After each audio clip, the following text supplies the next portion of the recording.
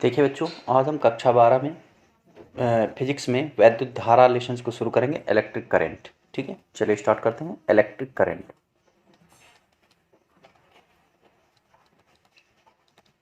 Electric current, ठीक है।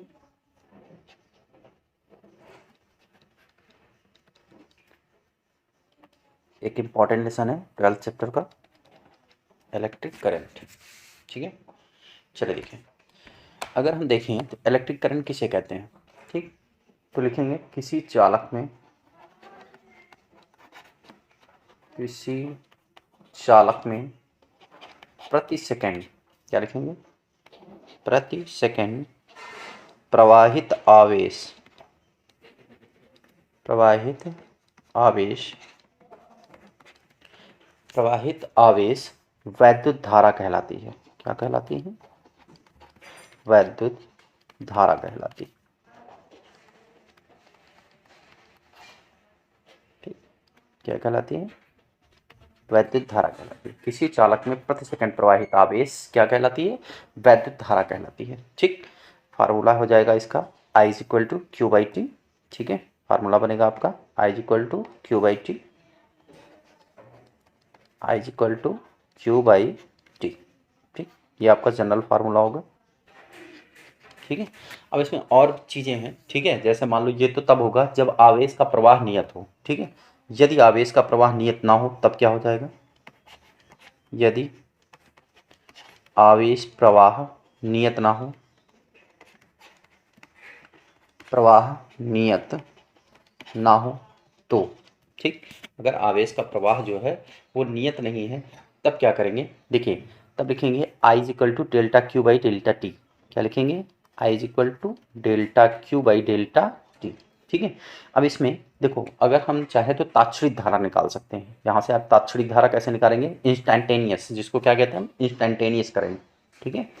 तो देखो, इंस्टैंटेनियस करंट हो जाएगा आपका इंस्टैंटेनियस, इंस्टैंटेनियस करंट, ये हो जाएगा I is equal to limit delta T tends to zero. मतलब टी को जो है वो बहुत छोटा कर दिया जाए। अगर टी की वैल्यू बहुत छोटी कर दी जाए, इंस्टैंटेनियस का मतलब होता है कि अगर टी की वैल्यू बहुत कम कर दी जाए, तो ये हो जाएगा आपका delta Q upon delta T, ठीक है। तो आई इज इक्वल टू, इसको लिखेंगे डी क्यू बाई कितना? टी टी, ठीक। ये एक फार्मूला बन गया आपका, समझ में आए, ठीक। ये आपकी औसत, इसको कहते हैं आई एवरेज, इसको कहते हैं औसत धारा। इसको क्या कहते हैं हम? औसत धारा। ये आपकी कहलाती है औसत धारा, ठीक। इसको औसत धारा कहते हैं। ये नॉर्मल आपकी जब करंट इक्वल अमाउंट आप में, मतलब इक्वल करंट चल रही हो, कांस्टेंट करंट, आवेश फ्लो हो रहा हो, ठीक है। यहाँ पर आवेश प्रवाह नियत नहीं है तब की कंडीशन है। तो इस केस में आप इंस्टेंटेनियस करंट फॉलो करते हैं, I equal to D Q by D T, ठीक है। अगर इसकी हम मात्रक की बात करें तो मात्रक देख लेते हैं क्या होता है। मात्रक देखो, क्यू का मात्रक हो जाएगा कूलाम पर टी का मात्रक सेकेंड, ठीक है। अगर इसको देखें तो इसको लिख सकते हैं इंग्लिश में, अगर लिखें तो इसको लिखें कूलाम पर सेकेंड, ऐसे रिप्रेजेंट करेंगे। और एक मात्रक और होता है एम्पियर। क्या होता है? एम्पियर। ऐसा ही मात्रक है, क्या होता है? इसको एम्पियर कहते हैं। क्लियर? एम्पियर, ठीक। ये हो गया आपका एम्पियर। अब यहाँ पर ज़रा ध्यान देना, अगर इस पर हम तात्क्षणिक धारा ये करंट निकालें, ठीक है। एक अगर हम मतलब एक न्यूमेरिकल इस पर लगाएं, ठीक है। इसको आप सभी लोग नोट्स बनाते रहिएगा। लास्ट में इसकी पीडीएफ की वीडियो भी हम थोड़ी देर के लिए खोल देंगे, तो आप लोग पॉज करके उसका जो है वीडियो ले सकते हैं। देखिए, पहले एग्जांपल इस पर लेते हैं, करंट कैसे निकालते हैं, समझ में आया सबको? देखिए, किसी किसी चालक में प्रति सेकंड प्रवाहित आवेश वैद्युत धारा कहलाती है, ठीक है। मतलब एक सेकंड में किसी चालक में जितनी वैद्युत धारा आवेश प्रवाहित होती है वही उसकी क्या कहलाती है? वैद्युत धारा। अब ये वैद्युत धारा अगर नियत नहीं है तो आई एवरेज निकालते हैं, D Q by D T, ठीक है। और अगर इसी हिसाब से इसको हम इंस्टैंटेनियस करंट भी निकालते हैं। अगर डेल्टा टी के मान को बहुत छोटा कर दिया जाए तो इसको हम कहते हैं इंस्टैंटेनियस करंट। क्या कहते हैं? इंस्टैंटेनियस करंट, ठीक है। ये हो गया आपका। अब चलिए इस पर एग्जाम्पल देख लेते हैं, ठीक है। एक एग्जाम्पल उठा लेते हैं फिर आपको बताते हैं। चलिए देखिए, एग्जाम्पल लिखें। एग्जाम्पल, अगर एग्जाम्पल की बात करें हम तो चलिए एग्जाम्पल, एग्जाम्पल है, यदि if Q is equal to T square plus 4t plus का 4t और प्लस का 5, ठीक। If Q is equal to इतना, then at t is equal to 3 second, at t is equal to 3 second, ठीक है। Find instantaneous current,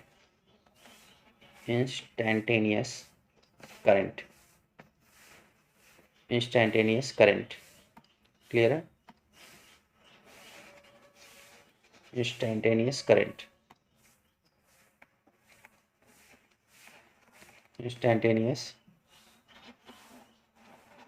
current and, और भी find करना है आपको, एंड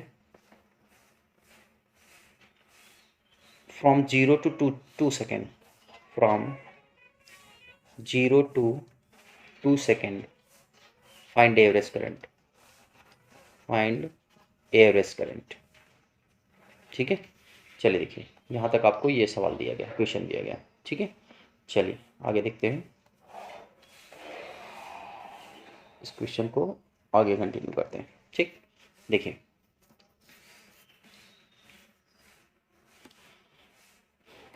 चलिए देखिए इस क्वेश्चन को कैसे लगाएंगे। पहले आई इंस्टेंटेनियस फाइंड करना ना, पहला पार्ट, इसका पहला पार्ट जो है वो ये आई इंस्टेंटेनियस, ठीक। आपको पढ़ाया गया डी क्यू बाई क्या होता है, डी टी, ठीक है। आप रिप्रेजेंट कर लीजिए डी बाई डी टी, आप क्यू की वैल्यू रख लो ऊपर से, T square plus 4t plus 5, ठीक है। ये आपको दिया गया, ये हो जाएगा आपका कितना, अगर डिफ्रेंसिएशन जानते हैं सभी लोग तो D by D T of T square, D by D T of T square plus 4 D by D T of T और प्लस का D by D T of 5, ठीक। टी स्क्वायर का डिफ्रेंसिएशन क्या होगा, 2 बगल में और 2 में से एक 1 माइनस, ठीक, प्लस ये 4 हाई है, D by D T of T की वैल्यू 1, ठीक है, और प्लस 5 की 0, खत्म काम। टी बराबर कितने सेकंड पर निकालना है आपको, 3 सेकंड पर, T is equal to 3 second पर। आई इंस्टेंटेनियस जो आएगा, ठीक है, वो आ जाएगा 2 × 3 प्लस 4, मतलब हो जाएगा आपका आई इंस्टेंटेनियस हो जाएगा आपका, ये हो जाएगा 3 दूनी 6 4 10, है ना, 2 3 जा 6 4 10, क्लियर है। ये हो गया आपका, यहाँ से ये आपका हो गया पहला पार्ट इसका। अब इसका सेकंड पार्ट अगर लगाएंगे, ठीक है, तो सेकंड पार्ट देखिए क्या हो जाएगा आपका। सेकंड पार्ट की बात करें, ये है आपका सेकंड पार्ट, ठीक। सेकंड पार्ट कैसे होगा, देखिए अब आपको चाहिए औसत है ना, तो पहले औसत चार्ज फाइंड करते हैं, ठीक है। At T is equal to 0, पहले Q1 फाइंड कर लेते हैं। Q1 हो जाएगा आपका 0 प्लस 4 × 0 और प्लस का 5, दैट मीन्स 5, ठीक। Q2 हो जाएगा आपका at T is equal to 0 पर ये निकला, ठीक है। और at T is equal to, यहाँ से देखो T is equal to Q2 निकाल लेंगे आप at T is equal to 2 पर, ये हो जाएगा कितना आपके पास, यहाँ पर 2 का स्क्वायर प्लस 4 × 2 और प्लस का 5, तो 2 2 जा 4, 8 प्लस 5 है, ये हो जाएगा आपका 9 8 17, कितना हो जाएगा 17, क्लियर है। ये Q1 Q2 निकला है, और टाइम आपको पता है t बराबर 0, इसको t1 कह लो और इसको कह लो क्या t2, तो अब देखो इसमें यहाँ से अगर देखें आगे तो ये कैसे लगेगा, देखिए अब इसको कंटिन्यू करें अगर, तो यहाँ से अगर देखें तो ये हो जाएगा delta T is equal to I is equal to, formula होता है delta Q by delta T, ठीक है। तो I is equal to I average कहते हैं इसको, I average equal to Q2 minus Q1 upon T2 minus T1, ठीक। Q2 की वैल्यू 17 माइनस, ठीक है, 17 माइनस 5 और बटे में 2 माइनस 0, 2 माइनस 0, ठीक। और 17 में से 5 गए 12 बटे 2, 2 6 6, मतलब आई एवरेज जो आएगी वो 6 एम्पियर की आएगी, ठीक है। तो आई थिंक सबको करंट समझ में आ गया होगा, नॉर्मल करंट क्या होती है जब चार्ज कंटिन्यूस हो, ठीक है। और फिर इसके बाद आपका नॉर्मल चार्ज के बाद होता है आपका एवरेज करंट कैसे निकाली गई और इंस्टेंटेनियस करंट कैसे निकाली जाती है, ये आपको बता दिया गया, ठीक है। अब इसके बाद जो अगला टॉपिक है आपका, ठीक है, वो होगा देखिए ये हो गया, इसको हटा देते हैं सभी लोग, ठीक है। स्क्रीनशॉट ले लीजिएगा, नोट कर लीजिएगा वीडियो पॉज करके।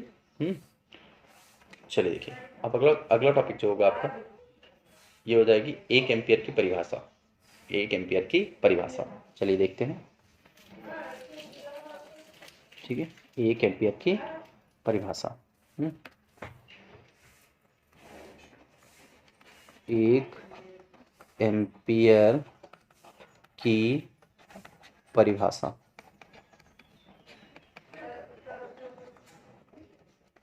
ठीक है। Definition of 1 ampere.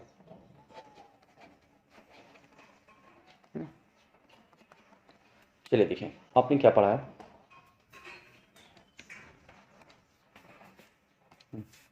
आपने पढ़ा है चूंकि I is equal to Q by कितना टी, इफ फार्मूला हो जाएगा T is equal to 1 second, T is equal to 1 second and Q is equal to 1 coulomb, Q is equal to 1 coulomb, ठीक। That means ये हो जाएगा आपका कितना, दोनों I इज इक्वल टू कितना हो जाएगा, अगर दोनों रखें तो 1 एम्पियर, क्या हो जाएगा 1 एम्पियर। यहीं से आपकी डेफिनेशन बन जाएगी। देखिए 1 एम्पियर की डेफिनेशन हो जाएगी, यदि किसी चालक में, यदि किसी चालक में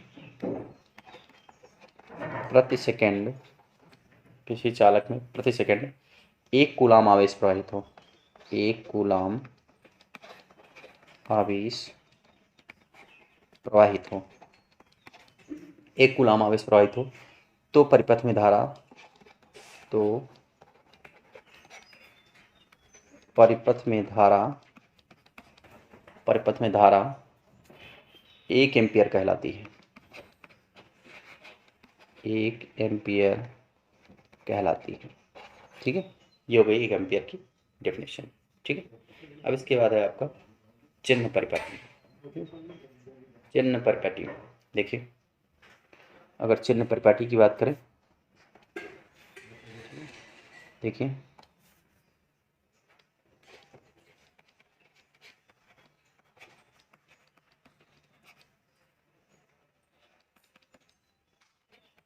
चिन्ह परिपाटी, ठीक। देखिए चिन्ह परिपाटी में किसी परिपथ में धारा की दिशा हो, किसी परिपथ में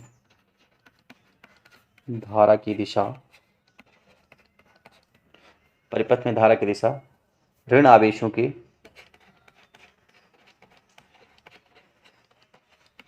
ऋण आवेशों के, ऋण आवेशों के प्रवाह की विपरीत दिशा में, ऋण आवेशों के प्रवाह के विपरीत दिशा में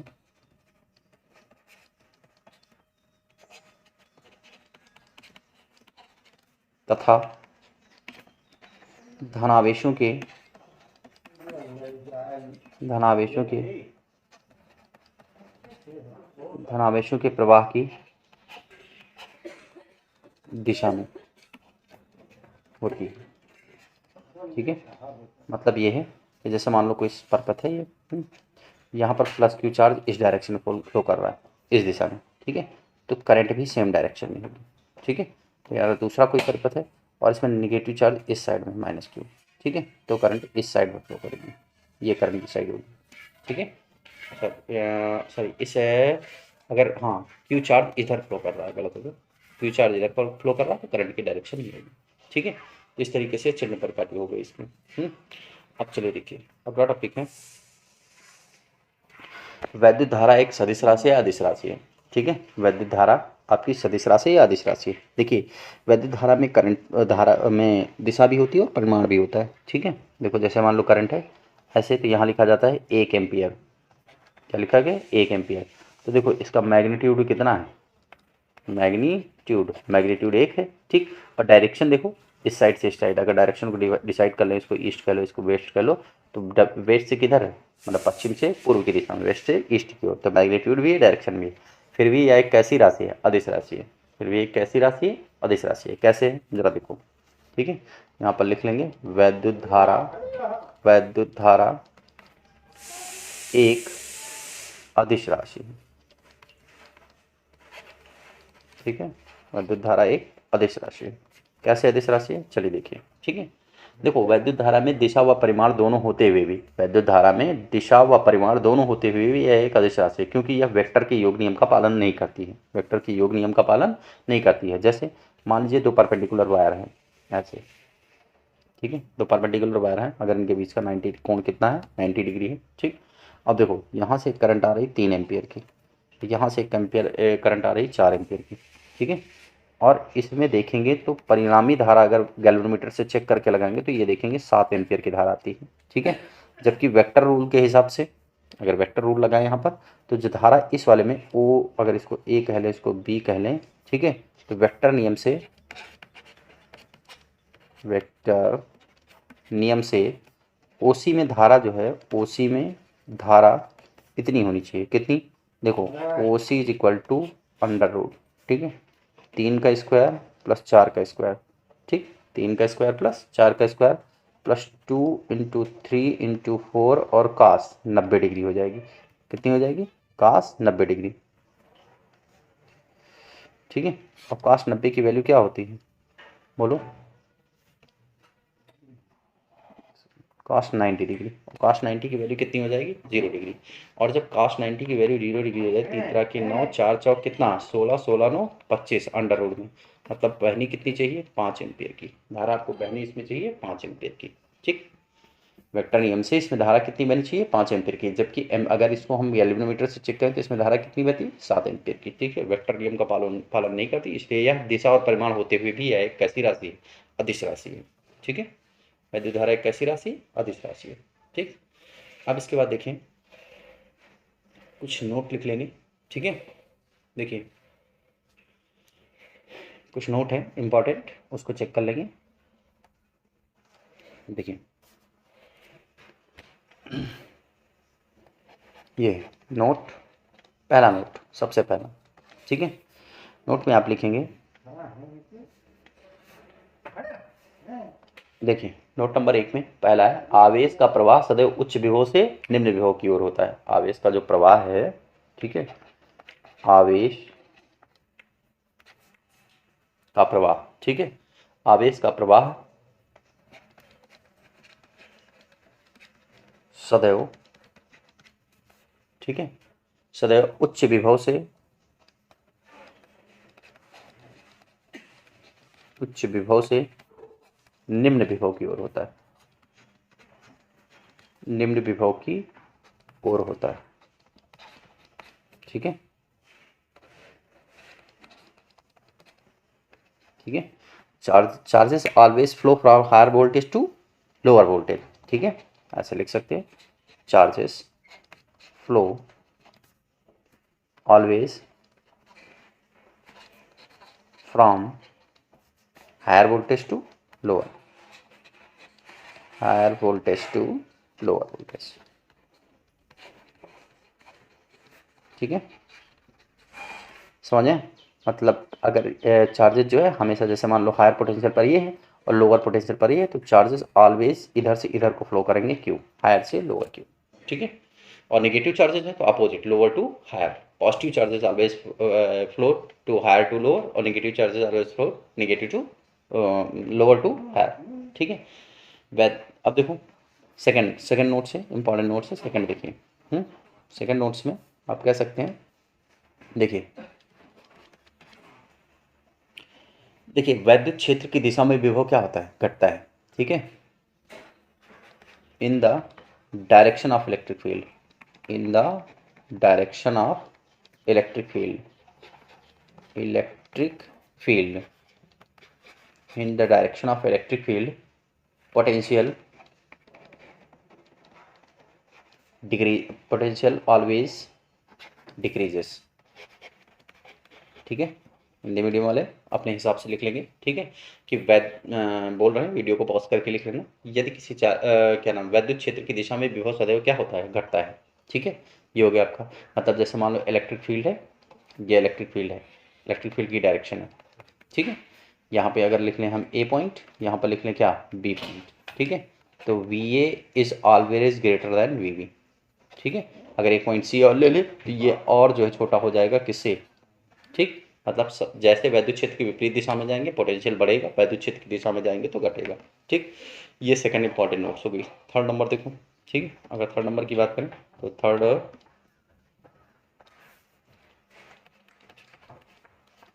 नंबर, ठीक।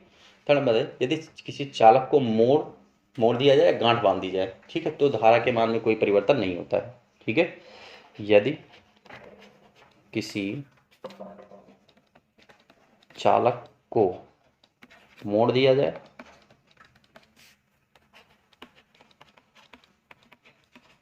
ठीक है, या गांठ मार दे दी जाए,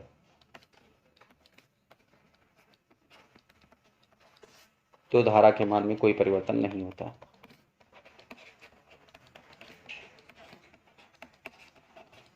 कोई परिवर्तन नहीं होता, ठीक है। मतलब अगर हम तार को ऐसे ऐसे फोल्ड कर दें, ठीक है, या तार को कहीं पे ऐसे बांध दें, ठीक है, तो भी इसमें धारा के मान में कोई परिवर्तन नहीं होगा, जो फ्लो था वही फ्लो रहेगा, ठीक है, समझ में। अब देखो अगला पॉइंट, चौथा पॉइंट क्या है, देखिए चौथे पॉइंट की बात करेंगे। यदि कोई आवेश r त्रिज्या के वृत्ताकार पथ पर गति करे, ठीक है, तो प्रवाहित धारा, ये इंपॉर्टेंट है। यदि कोई आवेश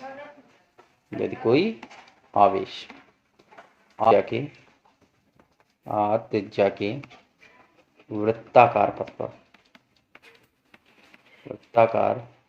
पथ पर गति करे, ठीक है, मतलब कोई आवेश चार्ज है वो सर्कुलर मोशन में ऐसे मूव करे, इंग्लिश मीडियम वालों को समझ में आ जाएगा, ठीक है। देखिए ये हो जाएगा, अगर कोई चार्ज है जो सर्कुलर पाथ पर ऐसे मूव कर रहा है, ठीक है, क्यू चार्ज है सर्कुलर पाथ पर ऐसे मूव कर रहा है, तो इसमें करंट कितनी होनी चाहिए, तो देखो I is equal to Q by क्या होना चाहिए, ठीक। अब टाइम तो दिया नहीं है, अब देखो अगर यहाँ टी बरा देखें तो टी बरा इज इक्वल टू क्या होता है, ठीक है,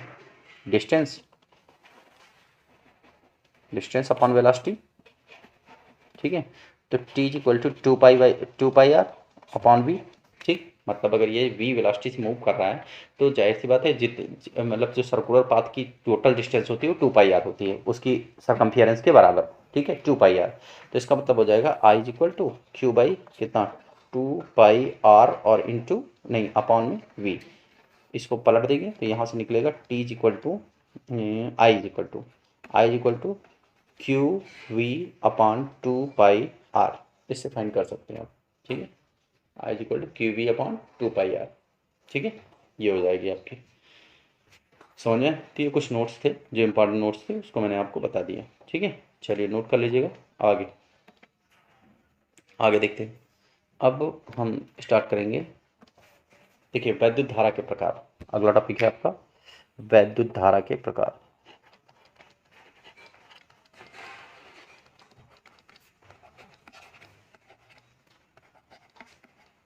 ठीक है, टाइप्स ऑफ करंट, क्या लिखेंगे, टाइप्स ऑफ करंट, चलिए, ठीक है। वैद्युत धारा दो प्रकार की होती है, ठीक है, कैसे कैसे करंट होती है, दो प्रकार की, चलिए देखिए कैसे कैसे। फर्स्ट है आपकी, एक होती है डायरेक्ट करंट, पहली कौन सी होती है, डायरेक्ट करंट, चलो इसके बारे में जान लेते हैं। डायरेक्ट करंट, ठीक है, डायरेक्ट करंट क्या होती है, ठीक है, देखो यदि धारा, ठीक है, यदि धारा की दिशा जो है समय के साथ परिवर्तित ना हो तो दिष्ट धारा कहलाती है, ठीक है, डायरेक्ट करंट कहलाती है, ठीक है। यदि धारा की दिशा समय के साथ परिवर्तित ना हो, ठीक है, if the direction of current does not change with respect to time, ठीक है, विद रिस्पेक्ट टू टाइम परिवर्तित ना हो तो धारा क्या कहलाती है, दिष्ट धारा कहलाती है, क्या कहलाती है, दिष्ट धारा कहलाती है, ठीक है। अगर जो है धारा की दिशा समय के साथ परिवर्तित ना हो, ठीक है, मतलब if the direction of current, तो इसको हम लिखें, ठीक है, if the direction of current, direction of current does not change, does not change with time, with time, then it is called, it is called direct current, direct current. ठीक, देखो इसका graph कुछ ऐसा बनेगा आपका, ठीक है, इसका ग्राफ जो है ऐसा बनेगा, ये आपका डायरेक्ट करंट का ग्राफ है। ये देखिए, इसकी डायरेक्शन में कोई चेंज नहीं हो रहा, इधर टी है, इधर है आपका करंट आई, ठीक, 2 एम्पियर है टाइम के साथ, ठीक है, 1 2 3 4, 1 सेकंड पे भी उतनी करंट, 2 पे भी उतनी करंट, ये कांस्टेंट करंट कहलाती है। ये क्या कहलाती है? कांस्टेंट करंट, ठीक है। और ये वाली करंट वेरिएबल करंट कहलाती है। देखो अगर दूसरे करंट की बात करें, ठीक है, तो देखो ये भी आपकी वेरिएबल करंट हुआ है, दोनों ही डीसी करंट, डायरेक्ट करंट, ये भी डीसी है, ये भी डीसी है, ठीक। इसमें घट बढ़ रही है धारा, दिशा नहीं बदल रही लेकिन धारा घट बढ़ रही है। देखो 1 2 3 4, इधर आई है एम्पियर में, ठीक है, और इधर टाइम है 1 2 3 4, ये करंट, ये वेरिएबल करंट कहलाएगी। क्या कहलाएगी? वेरिएबल, वेरिएबल करंट, ठीक है। तो इस तरीके से डायरेक्ट करंट वह है, दोनों दिशा में कोई परिवर्तन नहीं हो, दिशा एक ही साइड में है, ठीक है, मतलब ये करंट जो है दूसरी साइड में नहीं जा रही, सारी करंट एक साइड में चल रही है, ठीक। नेक्स्ट नेक्स्ट डायरेक्ट करंट होगी। अब आ जाते हैं किस पर, दूसरा प्रकार है आपका प्रत्यावर्ती धारा, ठीक है। दूसरा है आपका प्रत्यावर्ती धारा, जिसको हम एसी करंट बोलते हैं। क्या कहते हैं? AC current. चलिए देखें,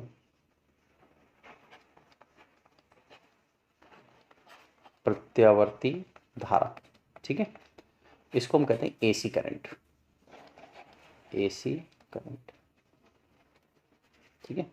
इसके बारे में आग एक पूरा लेसन है जो आगे पढ़ाया जाएगा, ठीक है। एसी करंट, देखिए एक ऐसी धारा, एक ऐसी धारा जिसकी दिशा व परिमाण समय के साथ परिवर्तित होती रहती है, ठीक है। एक ऐसी धारा जिसकी दिशा व परिमाण दोनों जो है समय के साथ परिवर्तित होती रहती है, उसे प्रत्यावर्ती धारा कहते हैं, ठीक है। हिंदी में एक ऐसी धारा, ठीक है, जिसकी दिशा व परिमाण दोनों समय के साथ क्या होती है? परिवर्तित होती रहती है, उसे हम प्रत्यावर्ती धारा कहते हैं। सच अ करंट, अंग्रेजी में लिखें तो such a current, such a current which change, which change their magnitude and direction। क्या लिखेंगे? magnitude and direction, ठीक है, with time, with time, this is called, this is called AC current, AC current, this is called AC current, ठीक। अगर जो है कहने का मतलब जो धारा, ऐसी धारा जिसका परिमाण व दिशा दोनों समय के साथ क्या हो? परिवर्तित हो, उसे हम कहते हैं एसी करंट। जैसे एग्जांपल के तौर पे ये देखो, ठीक है, अगर यहाँ पर हम सेंटर पॉइंट मान लें, ये 1 एम्पियर, 2 एम्पियर, 3 एम्पियर इधर ले लो, इधर -1 एम्पियर, -2 एम्पियर, और इधर -3 एम्पियर, ये आपकी करंट वाली है, ठीक है। देखो ऐसे, और इधर में हो जाएगा आपका क्या, यहाँ आपका इधर है आपकी धारा, ये आपकी धारा होगी, इधर टाइम है, इस तरफ टाइम है आपका। अब देखो, अगर देखें तो एक बार देखो ऊपर गई, फिर कुछ समय बाद ये नीचे आएगी और अपनी दिशा को क्या करेगी? परिवर्तित कर लेगी। तो ये करंट कहलाती है आपकी क्या? प्रत्यावर्ती धारा, ठीक है। इसको हम क्या कहते हैं? प्रत्यावर्ती धारा कहते हैं, ठीक है। समझ में आया सबको? इसको हम क्या कहते हैं? प्रत्यावर्ती धारा कहते हैं, ठीक है। अब देखो अगला टॉपिक है आपके पास धारा घनत्व। नेक्स्ट टॉपिक है आपके पास धारा घनत्व। चलिए देखें, धारा घनत्व, धारा घन, ठीक। इसको कहते हैं करंट डेंसिटी, करंट डेंसिटी।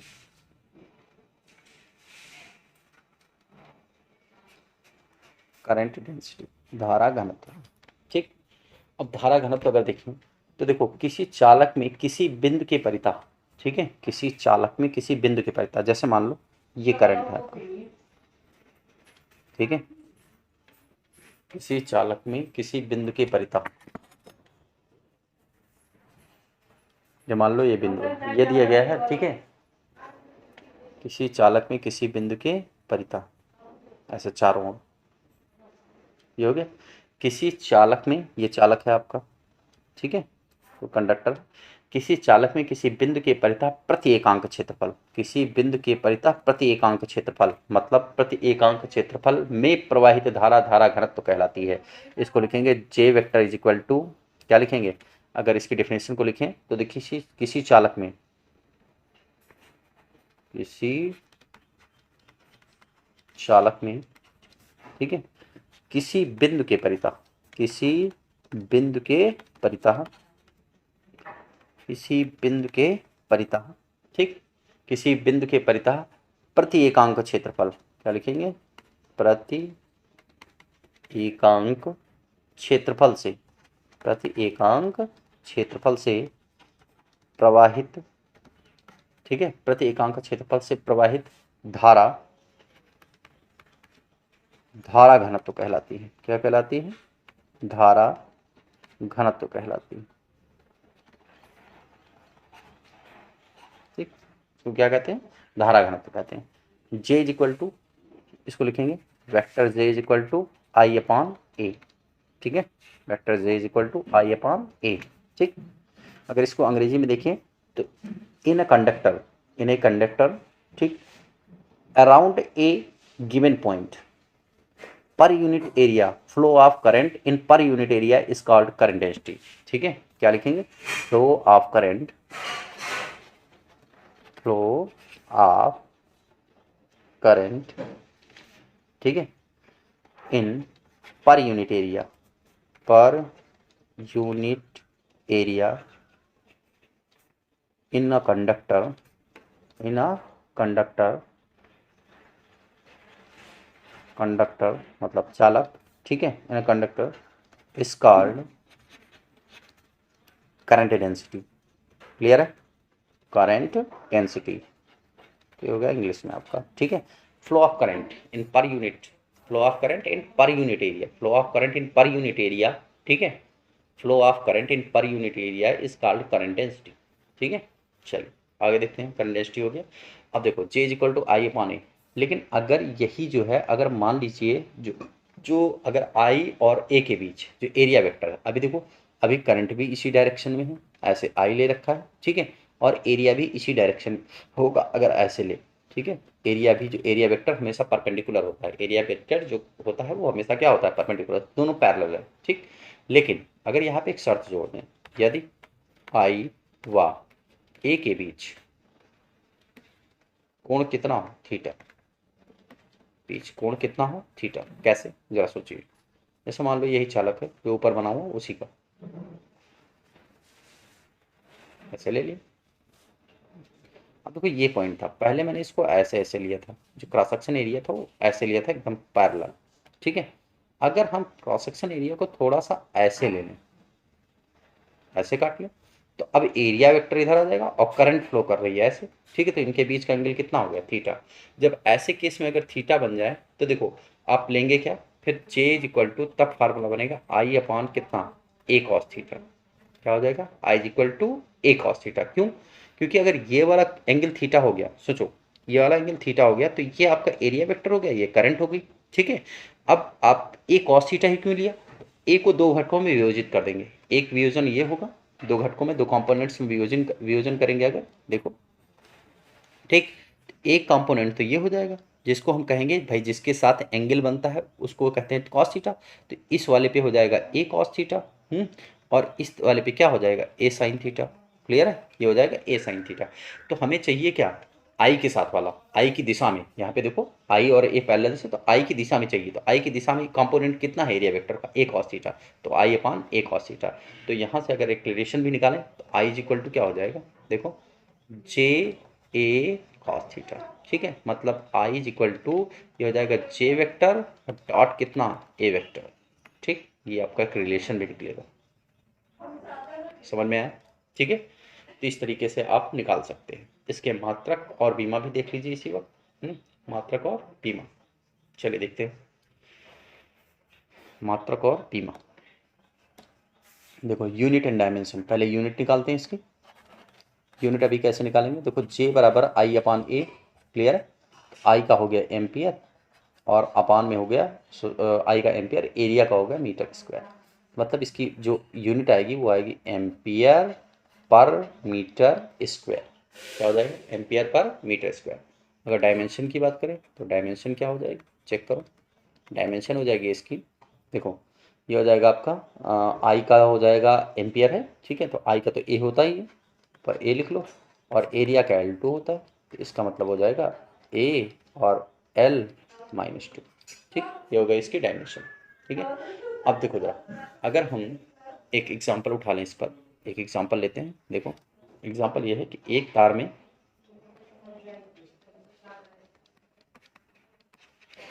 में 5 मिली एम्पियर, क्या लिखेंगे 5 मिली एम्पियर की धारा बह रही है, की धारा बह रही है, ठीक है, 5 मिली एम्पियर की धारा बह रही है, ठीक। तार के अनुप्रस्थ काट काट से क्या लिखेंगे, तार के